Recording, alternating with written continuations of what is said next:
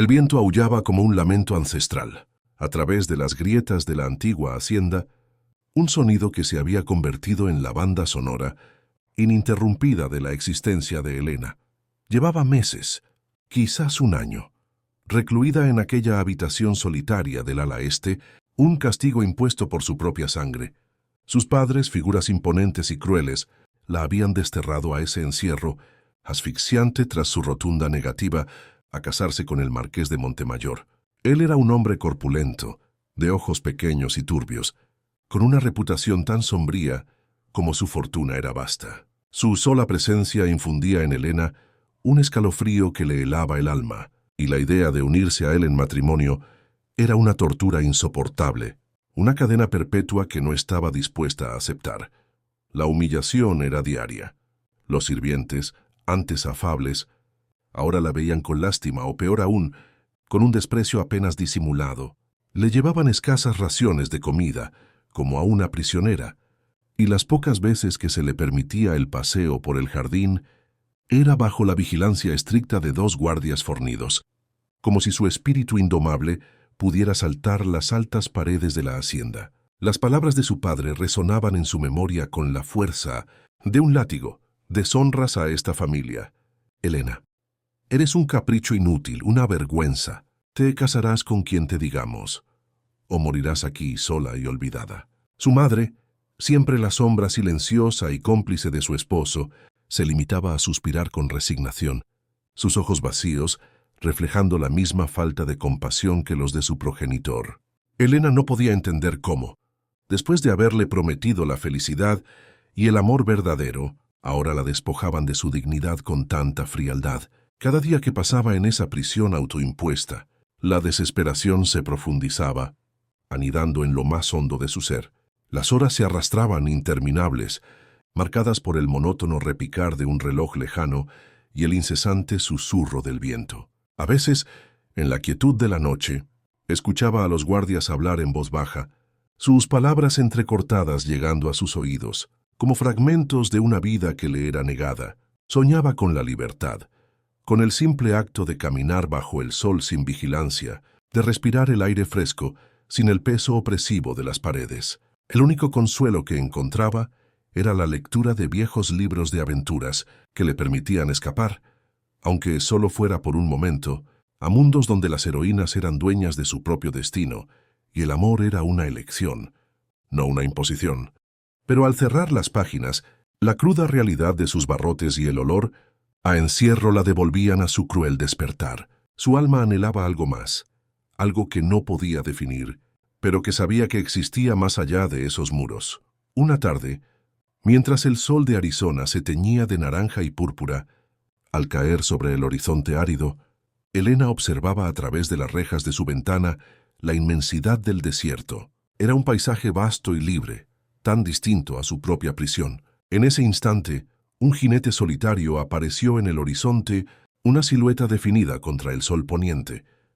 Llevaba el pelo largo y oscuro, atado con una cinta de cuero, y su figura se movía con la gracia de un depredador.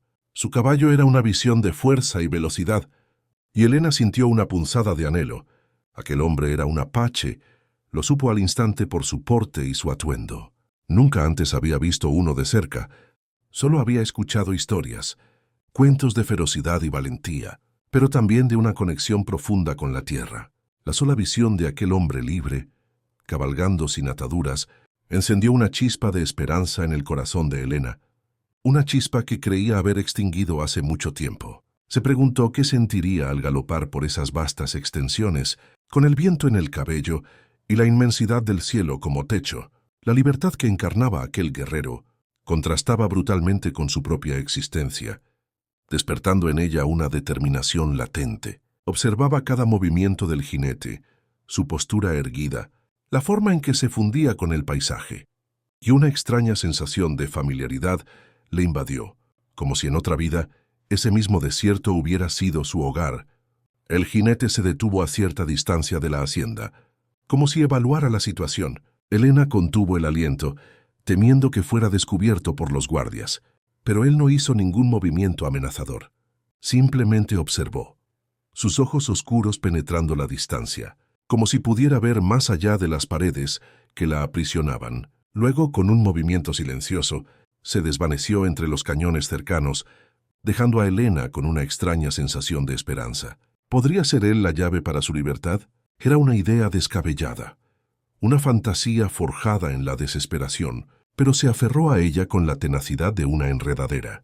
La imagen del apache solitario se grabó en su mente, un faro inesperado en su oscura realidad.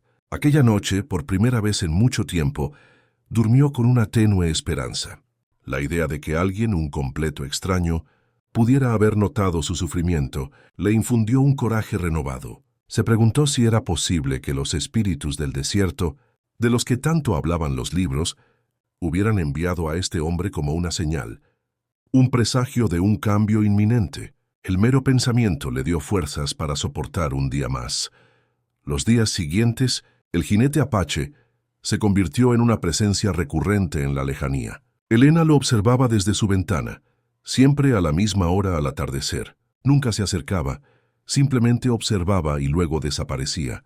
Un día, sin embargo, su rutina cambió. En lugar de alejarse, el apache se acercó a los muros exteriores de la hacienda, lo suficiente para ser visible, pero aún fuera del alcance de los fusiles. Elena sintió su corazón acelerarse. Los guardias que patrullaban el perímetro lo vieron. Hubo gritos, disparos de advertencia que resonaron en el aire tranquilo del desierto. El apache, imperturbable, se mantuvo firme, una estatua de bronce contra el cielo.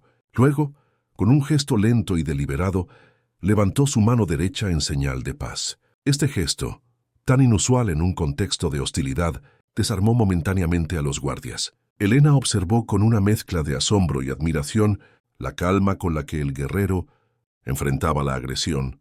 Su porte revelaba una disciplina y un coraje que ella solo había leído en las novelas, y verlos materializados en una figura tan imponente le infundió una extraña sensación de seguridad. Los guardias, desconcertados, cesaron el fuego. No estaban acostumbrados a ver a un apache acercarse de esa manera, sin hostilidad.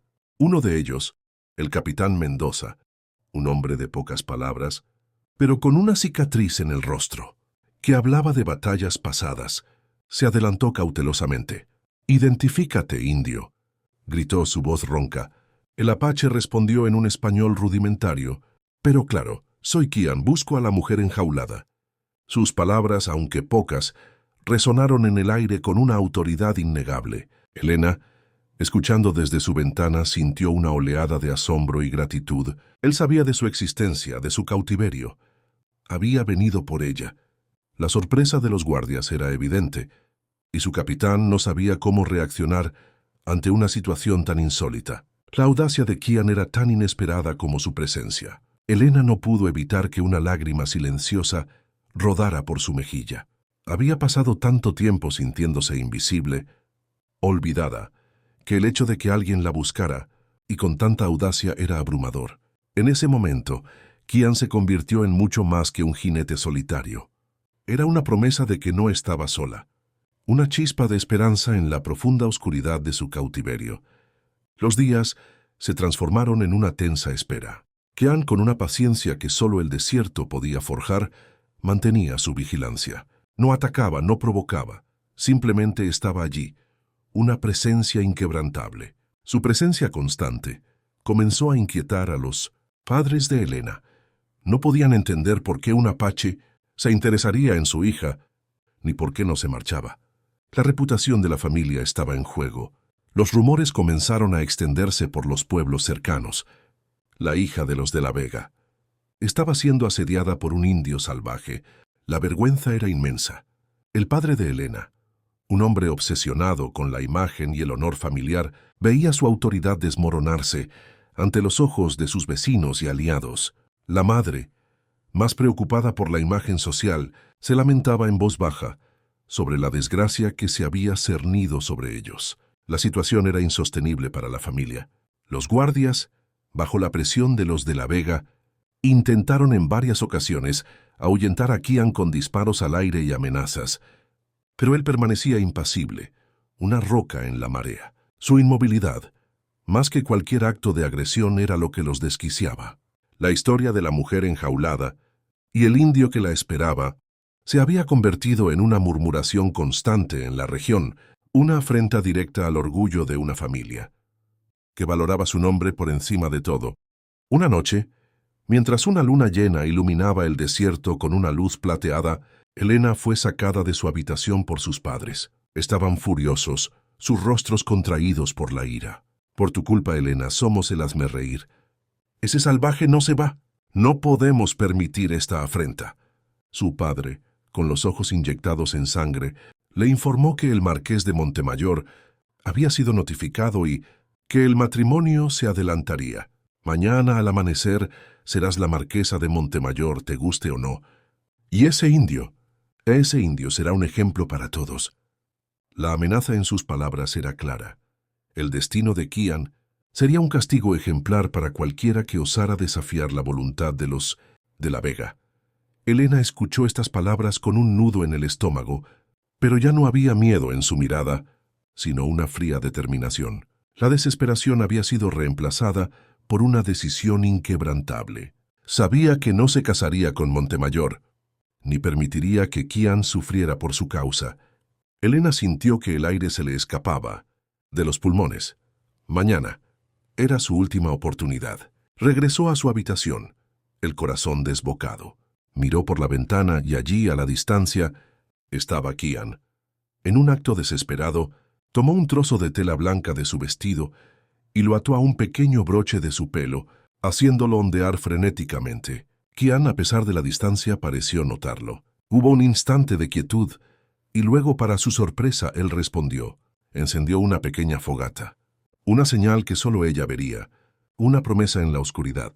La tenue llama parpadeó en la lejanía, un punto de luz en la oscuridad de su desesperación, un faro de esperanza que le decía que no estaba sola. La visión de la pequeña hoguera, danzando bajo las estrellas, le dio a Elena una fuerza renovada. Era una señal de comunicación, un lenguaje secreto entre dos almas que se habían encontrado en la adversidad. Decidió que si Kian estaba dispuesto a arriesgarlo todo por ella también lo haría. Pasó el resto de la noche en vela, con un plan que se formaba en su mente, una estrategia tan audaz como la misma presencia de Kian en el desierto. La libertad estaba al alcance de su mano, y ella la tomaría. El amanecer llegó, teñido de un rojo ominoso. Elena estaba vestida con el pesado traje de novia. Sus manos temblaban mientras se ajustaba el velo. El marqués de Montemayor ya estaba en el gran salón, su sonrisa lasciva revolviendo el estómago de Elena. Pero antes de que la ceremonia pudiera comenzar, un estruendo sacudió la hacienda. Un grito de alarma. Los guardias estaban en pánico. Mirando por la ventana, Elena vio lo imposible. Kian, el guerrero apache, no venía solo. Un pequeño grupo de apaches, no más de 10 pero de aspecto formidable, cabalgaba hacia la hacienda, lanzando gritos de guerra que helaban la sangre. El sonido de los cascos resonaba como un trueno en la calma de la mañana, y los gritos de guerra apache se mezclaban con los gritos de pánico de los sirvientes y guardias. El caos era absoluto, una sinfonía de terror que se extendía por todos los rincones de la hacienda. El marqués de Montemayor, con su semblante pálido y sus ojos pequeños fijos en la ventana, se tambaleó. La escena que se desarrollaba ante sus ojos era impensable, una afrenta a su poder y a su honor. Su padre, furioso, ordenó a los guardias que abrieran fuego. Pero Kian, con una estrategia impecable, no se dirigió directamente a la puerta principal. En su lugar, lideró a sus guerreros hacia un punto débil en el muro de la hacienda, una sección menos vigilada, y con una coordinación asombrosa, comenzaron a abrir una brecha. El caos se apoderó del lugar. Los sirvientes corrían despavoridos. Los guardias disparaban al azar. En medio de la confusión, Kian, con la agilidad de un felino, se deslizó por la abertura que habían creado, apareciendo en el patio principal. Su mirada se fijó en Elena, y ella, a pesar del terror, sintió una punzada de alivio y una fuerza inusual. La escena era digna de una epopeya, un momento de pura adrenalina y determinación. Kian se movía con una eficiencia letal, cada movimiento calculado para abrirse paso. Los disparos resonaban en el aire, pero parecían inútiles contra la resolución de Kian. Su figura, En medio del humo y el polvo, era la de un liberador, un guerrero ancestral que había venido a reclamar lo que le pertenecía. La valentía en sus ojos era un espejo de la que ahora sentía Elena en su propio corazón. El marqués de Montemayor, un cobarde en el fondo, se escondió detrás de su padre. Kian, sin desviar la mirada de Elena, avanzó con determinación. Los guardias intentaron detenerlo, pero el apache se movía con una eficiencia brutal, desarmándolos o inmovilizándolos con movimientos precisos. Era una danza de honor y determinación. Cuando llegó a donde estaba Elena, la tomó de la mano, su toque firme y seguro. Los ojos de su padre se desorbitaron. «Suéltala, salvaje. Ella es nuestra hija». Kian no respondió con palabras, sino con una mirada que prometía retribución si interferían. En ese instante, Elena sintió una conexión inquebrantable con Kian, una conexión que iba más allá de las palabras y las culturas. Su mano en la de él era un ancla en el caos. La dignidad de Kian se alzaba imponente frente a la desesperación de su padre, quien al ver a su hija tomada por un apache, sintió que su mundo se desmoronaba. Para Elena, sin embargo, era el comienzo de uno nuevo. Elena, sin dudarlo, se aferró a la mano de Kian.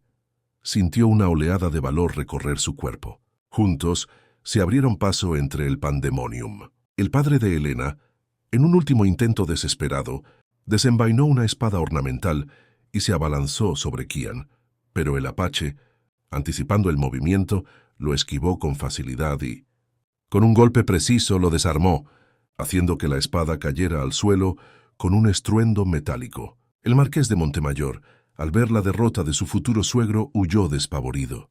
Con la salida despejada, Kian y Elena corrieron hacia el agujero en el muro. Sus guerreros habían creado una distracción suficiente, y ahora esperaban montados en sus caballos. Elena, con el velo de novia rasgado y el corazón latiéndole a 1000 por hora, montó detrás de Kian aferrándose a su fuerte espalda. Se alejaron galopando hacia el desierto, dejando atrás la hacienda, su prisión y la vida que había conocido. El sol de la mañana los bañaba, y por primera vez en mucho tiempo, Elena sintió el viento de la libertad en su rostro. Era una libertad salvaje, incierta, pero inmensamente más deseable que la jaula dorada que había abandonado. El polvo se levantaba tras ellos, borrando las huellas de su huida, un símbolo de la ruptura con su pasado. La determinación de Elena, al montarse en el caballo de Kian, dejando atrás la vida de lujo y opresión, fue la confirmación de su renacimiento. El viaje a través del desierto fue una revelación para Elena. Kian no era el salvaje que la sociedad le había pintado. Era un hombre de profunda sabiduría, conectado con la tierra de una manera que ella nunca había presenciado. Hablaban poco, pero cada gesto, cada mirada, cada señal en el desierto construía un puente entre ellos. Él le enseñó a leer las huellas de los animales, a encontrar agua donde no parecía haberla, a entender el lenguaje del viento. Ella, a su vez, le habló de su vida en la hacienda, de los libros que había leído, de los sueños que había cultivado en secreto. Descubrió que bajo su exterior estoico, Kian poseía un corazón noble, lleno de una compasión inesperada. La dureza del desierto se suavizaba con la paciencia de Kian, y cada noche, bajo el manto estrellado, Elena sentía que su alma se expandía, absorbiendo una nueva comprensión del mundo y de sí misma. Las historias de Kian sobre su gente, sus tradiciones y su profundo respeto por la naturaleza abrieron los ojos de Elena a una forma de vida que nunca había imaginado. Elena se maravillaba de la forma en que Kian se movía por el desierto, como si fuera una extensión de sí mismo. Cada planta, cada roca, cada criatura tenía un propósito y un lugar en su cosmovisión. Esta conexión con el mundo natural era algo que Elena, criada en la opulencia artificial de la hacienda, nunca había experimentado. Aprendió a ver la belleza en la aspereza, la vida en la desolación, y en ese proceso encontró una paz interior que nunca antes había conocido. Kian, por su parte, se fascinaba con la curiosidad de Elena, con su sed de conocimiento y su capacidad de adaptación. Una noche, bajo un manto de estrellas centelleantes, Kian le contó la razón de su rescate. «Mis ancestros me guiaron a ti. Vimos tu sufrimiento. Tu alma clamaba por libertad. Los espíritus me dijeron que tu destino estaba fuera de esos muros. Elena escuchó con asombro. Nunca había creído en la espiritualidad de esa manera, pero la convicción en la voz de Kian era innegable. Había algo en su mirada, una profundidad que trascendía lo material. Era como si el desierto mismo le hubiera hablado, susurrándole la verdad sobre su cautiverio.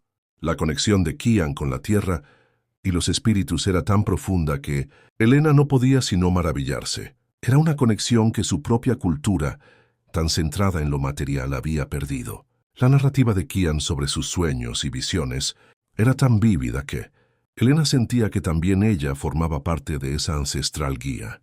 Él le habló de los ciclos de la vida, de la interconexión de todas las cosas y de la importancia de escuchar la voz de la naturaleza. Elena, a su vez, le compartió sus propios sueños, aquellos que la habían mantenido viva en su encierro, y la esperanza que había renacido con su llegada. Kian la escuchaba con una atención que nunca había recibido de nadie, y en esos momentos de profunda intimidad, sus almas se entrelazaban más allá de las palabras. Pasaron semanas viajando, llegando finalmente a un cañón escondido, que servía como campamento temporal para la tribu de Kian. Era un lugar de una belleza imponente, con paredes rocosas que se elevaban hacia el cielo y un arroyo cristalino que serpenteaba a través del valle. La bienvenida fue cautelosa al principio. Las mujeres la miraban con curiosidad, los niños con recelo, pero Kian, con su presencia imponente, aseguró su seguridad. «Ella es de mi corazón», les dijo, una declaración que no necesitaba más explicación. Elena se sintió aceptada, una sensación que nunca había experimentado en su propia familia. La curiosidad inicial de la tribu se transformó en una cálida aceptación a medida que Elena demostraba su voluntad de aprender y adaptarse. Las mujeres apaches, al ver su humildad y su espíritu trabajador, comenzaron a enseñarle los secretos de la vida en el campamento.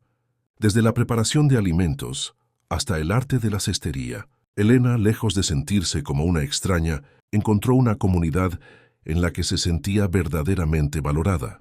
Las risas de los niños, los cantos de las mujeres, el olor a humo de las hogueras, todo contribuía a una sensación de pertenencia que contrastaba drásticamente con la soledad de la hacienda. Descubrió la alegría en las tareas diarias, la satisfacción de contribuir al bienestar del grupo y la fuerza que se encontraba en la unidad. Aprendió las costumbres de los apaches, a moler maíz, a tejer cestas, a cazar pequeñas presas. Se maravilló de su resiliencia, de su profundo respeto por la naturaleza, de su forma de vida sencilla, pero llena de significado. Kian era su guía, su protector, su maestro. Las conversaciones se hicieron más largas, más personales. Compartieron historias de sus infancias, de sus miedos, de sus anhelos más profundos. Elena descubrió que Kian había perdido a su familia en una incursión de colonos hace años y que vivía con el peso de esa pérdida, buscando la paz y la justicia para su pueblo. Su dolor era palpable, pero también su fuerza para seguir adelante. Cada atardecer, sentados alrededor de la hoguera, compartían no solo el calor del fuego, sino también las profundidades de sus almas. Kian le hablaba de las estrellas, de los mitos de su gente, de la importancia de la comunidad y el equilibrio con la naturaleza. Elena, a su vez, le compartía la belleza de la literatura que había descubierto en sus libros, las ideas de libertad y justicia que resonaban en su corazón. El pasado de Kian, marcado por la tragedia, le infundió a Elena una profunda empatía. Entendió que su lucha por la justicia no era solo personal, sino que se extendía a la supervivencia y al bienestar de su gente. Juntos encontraron consuelo en el otro, un apoyo mutuo que fortaleció el vínculo que crecía entre ellos. Un día, mientras practicaban el uso del arco y la flecha, Kian se acercó a Elena. «Eres fuerte, Elena», le dijo, sus ojos oscuros fijos en los suyos. «Tu espíritu es como el halcón, libre y audaz». Elena sintió un calor en su pecho.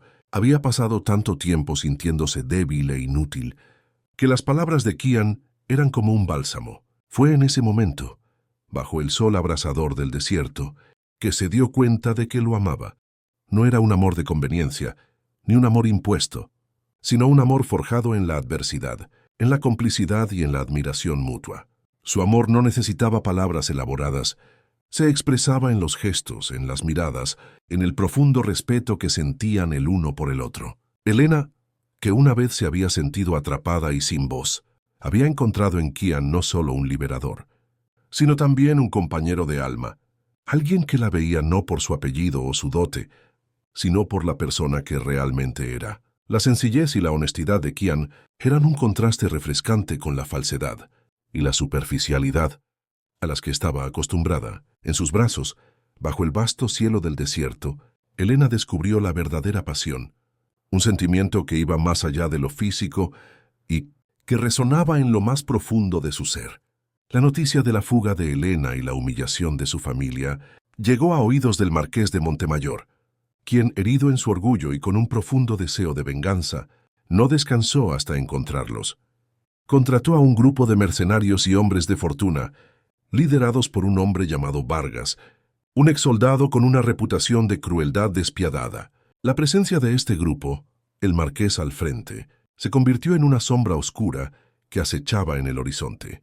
La sed de venganza del marqués era palpable, y el temor de que encontrara a Elena y a Kian crecía con cada día que pasaba. El marqués, un hombre obsesionado con el control y la apariencia, no podía soportar la idea de que una mujer, y menos aún una india, hubiera desafiado su voluntad y su honor.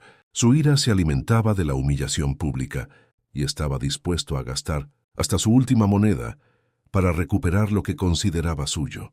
Los rumores de su búsqueda se extendían, y la sombra de su crueldad se alargaba sobre el desierto. La persecución se intensificaba, y la tribu de Kian lo sentía.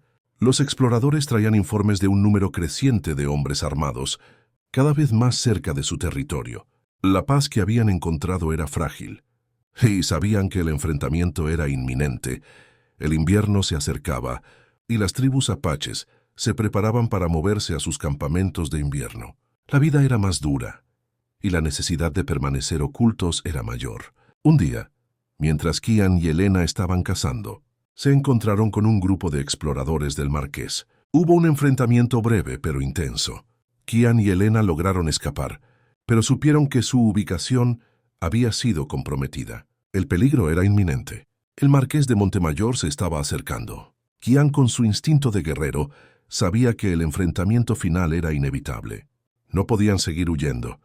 La decisión de afrontar la amenaza de frente no era tomada a la ligera, pero la supervivencia de su gente y la libertad de Elena dependían de ello. La tensión en el campamento era palpable.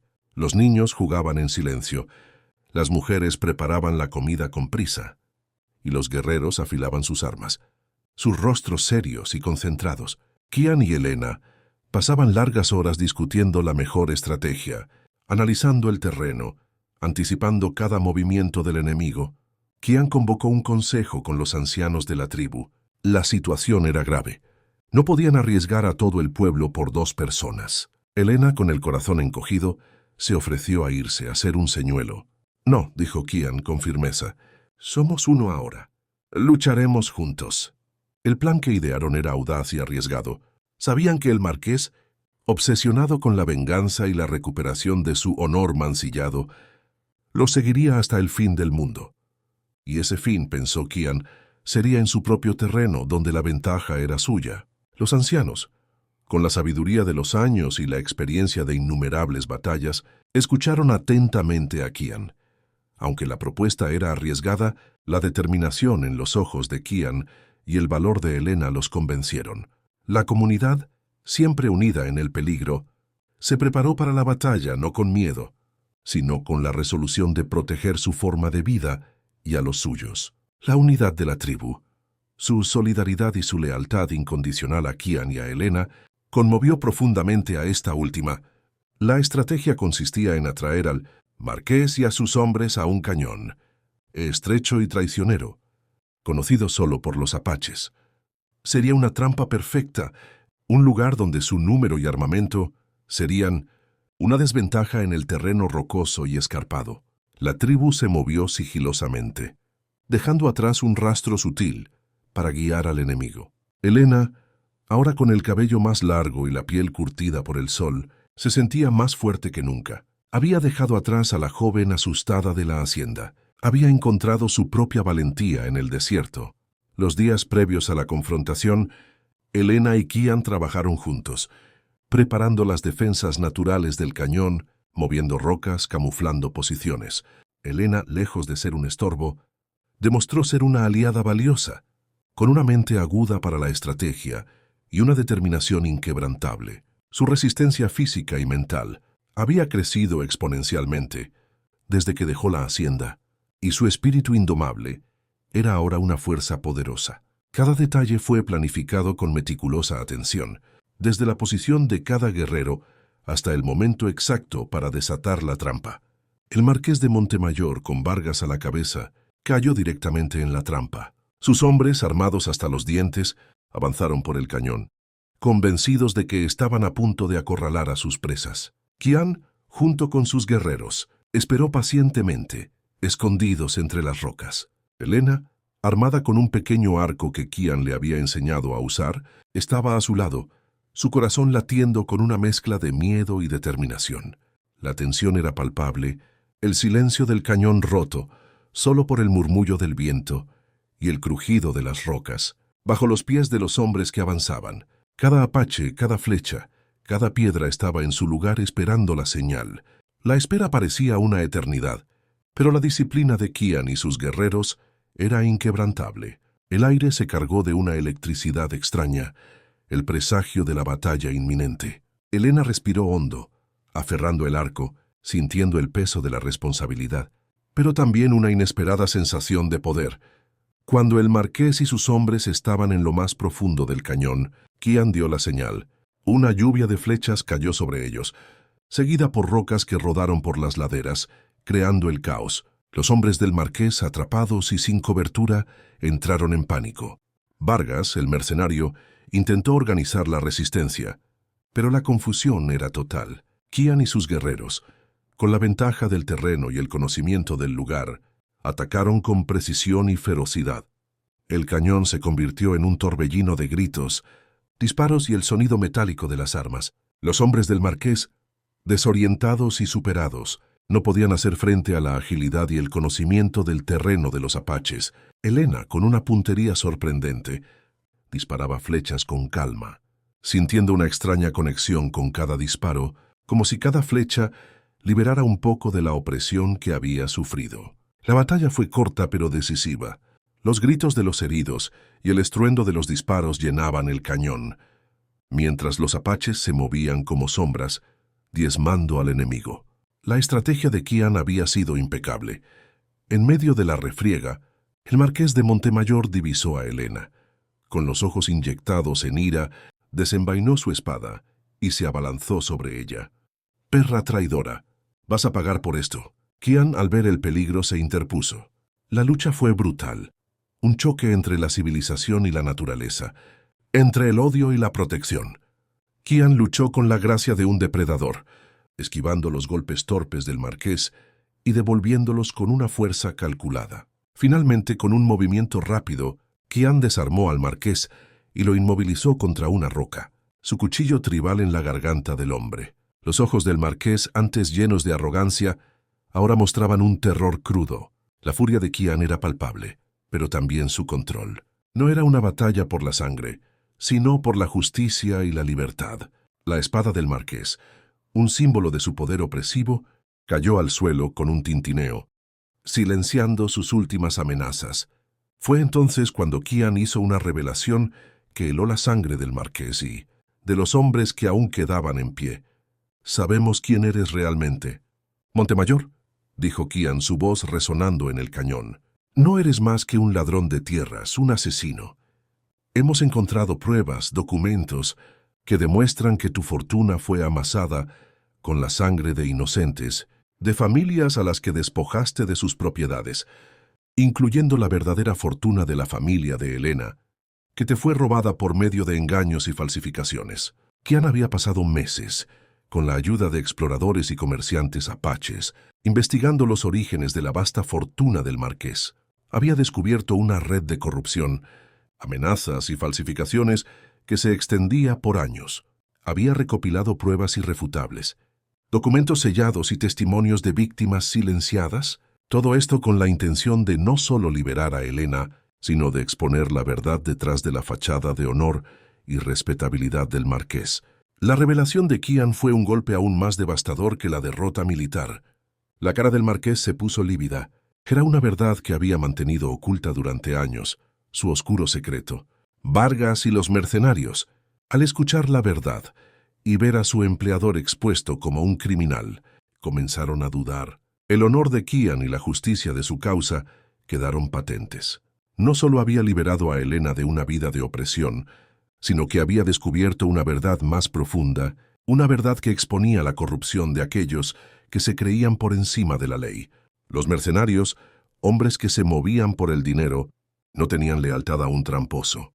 La revelación de Kian fue un golpe maestro, una estocada final, que desmanteló no solo el ataque físico del marqués, sino también su prestigio y su poder. El marqués, un hombre que vivía de su imagen, se vio despojado de todo en un instante.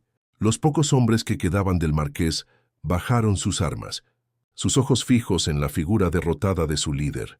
El engaño había sido expuesto, y con él, el control del marqués se desvaneció en el aire. La justicia del desierto había prevalecido sobre la corrupción de la civilización.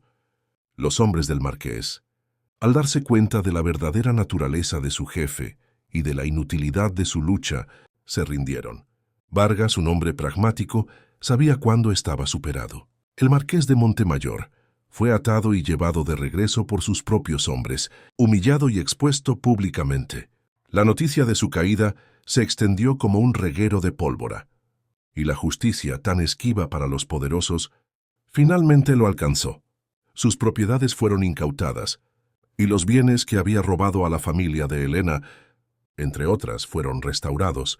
La revelación de Kian no solo trajo justicia para Helena, sino que también desveló una red de engaños que había afectado a muchas familias en la región. El corazón noble de Kian, su innato sentido de la justicia, lo había impulsado a ir más allá del simple rescate, buscando una rectificación para aquellos que habían sido oprimidos. Helena sintió una profunda admiración por la integridad de Kian. La figura del marqués, antes imponente, se redujo a la de un hombre roto, despojado de todo lo que valoraba. Con el peligro disipado, Kian y Helena regresaron con la tribu. La victoria fue celebrada con una danza de agradecimiento bajo las estrellas. Helena, con el corazón lleno de gratitud y amor, se dio cuenta de que su verdadera riqueza no estaba en la hacienda ni en las tierras, sino en la libertad que había encontrado y en el amor de Kian. Se había liberado no solo de una prisión física, sino también de las cadenas de las expectativas sociales y de la crueldad familiar. Su pasado quedó atrás, una lección aprendida, pero su futuro, su verdadera vida, estaba en el desierto, con el hombre que había derribado los muros de su prisión y le había mostrado el camino hacia la verdadera libertad y la felicidad. Los ancianos de la tribu, al ver la conexión entre Helena y Kian y el bien que ella había traído al pueblo, les dieron su bendición. Helena, que una vez fue una mujer sin voz, se había convertido en una figura respetada y amada, una mujer de fuerza y sabiduría. La celebración duró varios días, con cantos y bailes que honraban la valentía de Kian y el nuevo comienzo de Helena. Ella había encontrado su lugar, no en el mundo que la había rechazado, sino en la comunidad que la había aceptado con los brazos abiertos, una comunidad donde su dignidad era celebrada y su espíritu florecía. En los años venideros, Helena y Kian forjaron una vida juntos, uniendo dos mundos que parecían irreconciliables. Helena se convirtió en una puente entre su cultura y la de los apaches, enseñando a los niños a leer y escribir, y compartiendo sus conocimientos de medicina tradicional con la tribu.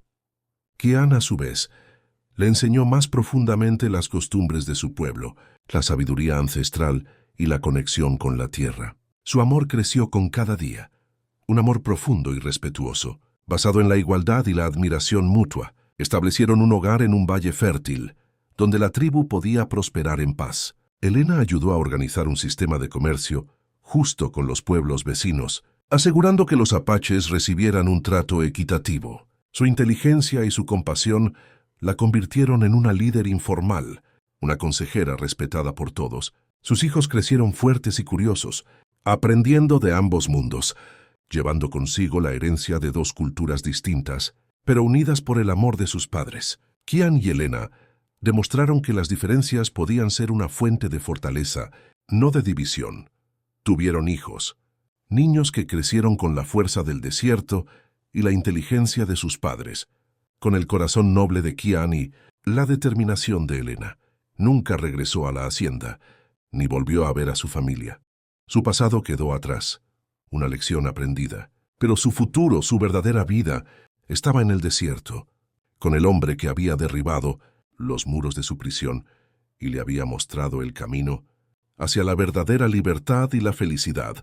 La historia de Elena y Kian se convirtió en una leyenda entre las tribus, un testimonio de que el amor y la libertad no conocen barreras y que la dignidad del espíritu humano siempre prevalecerá sobre la opresión. Sus vidas fueron un canto a la perseverancia, al amor incondicional y a la fuerza del espíritu. El desierto, antes un símbolo de su prisión, se convirtió en el lienzo de su amor, un espacio vasto e indomable, donde su alma finalmente encontró paz y propósito. Se convirtieron en un faro de esperanza, un testimonio viviente de que, incluso en las circunstancias más adversas, el verdadero valor reside en la capacidad de romper las cadenas y forjar un destino propio. Su legado fue uno de respeto y unión, demostrando que la diversidad no es una barrera, sino una fuente de enriquecimiento y fortaleza. El futuro se desplegaba ante ellos, vasto y prometedor, como el mismo desierto que los había unido. La memoria de la hacienda y de su pasado opresivo se desvaneció con cada amanecer, reemplazada por la luz de una nueva vida, forjada con valentía, amor y una libertad que se sentía tan vasta como el propio horizonte. Si esta historia tocó tu corazón, suscríbete a nuestro canal para más historias como esta. Comenta abajo qué fue lo que más te emocionó y comparte este mensaje con alguien especial. Gracias por ser parte de este camino.